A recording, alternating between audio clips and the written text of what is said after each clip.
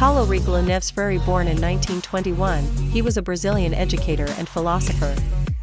He is considered one of the most remarkable thinkers in the history of world pedagogy, having influenced the movement called critical pedagogy. He is also the patron of Brazilian education. His didactic practice was based on the belief that the student would assimilate the object of study using a dialectical practice with reality, in contrast to what he called banking, technical and alienating education. The student would create his own education, doing it himself the path, and not following one already constructed, freeing himself from alienating platitudes. The student would follow and create the course of his learning. He stood out for his work in the area of popular education, focused on both schooling and the formation of political awareness.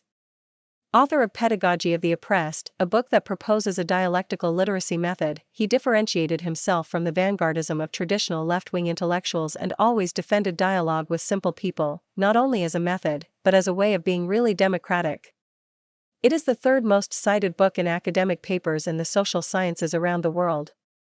He was the most honored Brazilian in history, with at least 35 Doctor honoris causa degrees from universities in Europe and America, and received several awards such as the UNESCO Prize for Education for Peace in 1986. On April 13, 2012, Law No. 12612 was passed, which declares educator Paulo Freire the patron of Brazilian education.